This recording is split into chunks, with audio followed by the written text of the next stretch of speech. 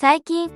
なんとなく心がざわついて、お金の不安まで増している。そう感じることはありませんか？今回は、日本の美しい紅葉が持つ、魂を浄化する秘密と、科学的にも証明された癒しの効果を解説いたします。これは単なる気休めではありません。元社会科教師の私の視点で、日本人の豊かさを育んできた歴史的、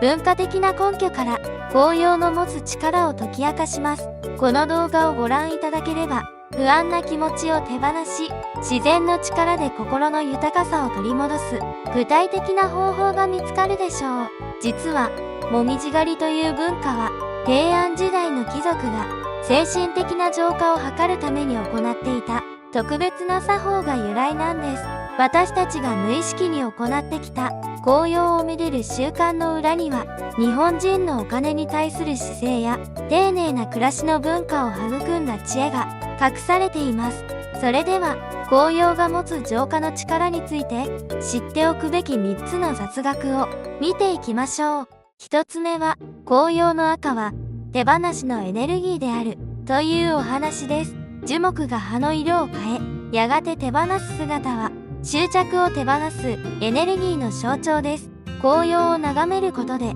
過去の失敗やお金の不安といったネガティブな感情を浄化し、新しい運気を迎える準備が整うと伝えられています。日本の精神性の根幹には、物の哀れという美意識があります。これは、移ろいゆくものや儚いものに美しさを見出す心です。特に平安時代の和歌には、散りゆく紅葉をめでることで、世の無常、お金も人間関係も永遠ではないことを受け入れ、精神的な安定を得ようとする知的な理由がありました。2つ目は、紅葉の森は科学的に証明された浄化空間であるというお話です。森の中を歩くもみじ狩りは、地球の生命力が最も高まる地の木を直接取り込む行為です。木々から発せられる微細なエネルギーが体内のよどんだ運気を洗い流し、金運の通り道をクリアにすると伝えられています。これは近年、森林セラピーとして科学的に証明されています。紅葉の木々から放出されるリトンチッドという物質には、ストレスホルモン、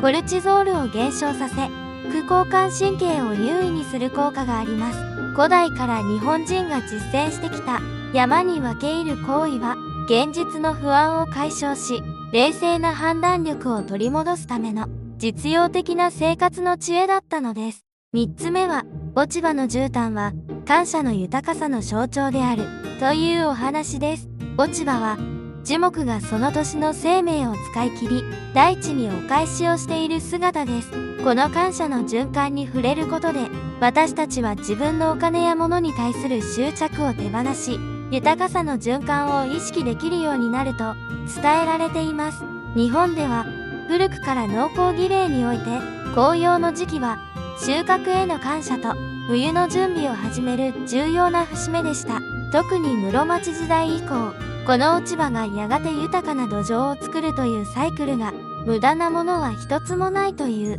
日本人のもったいない精神を育みました。これは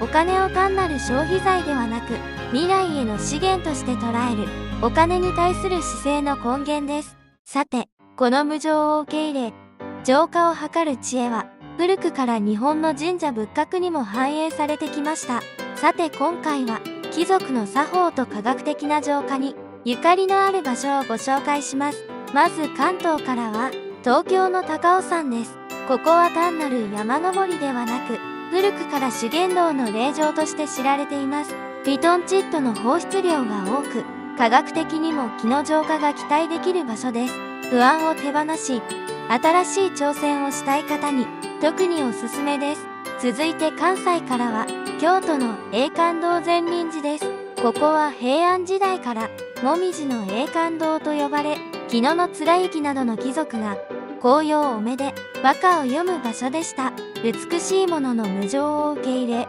心の豊かさを養うという貴族の知的な作法が由来となっています。今回の紅葉の知恵を生かすために、今日からできる簡単なアクションを3つお伝えします。1、窓辺の掃除アクション。窓辺は自然の気が入る入り口です。窓を磨き、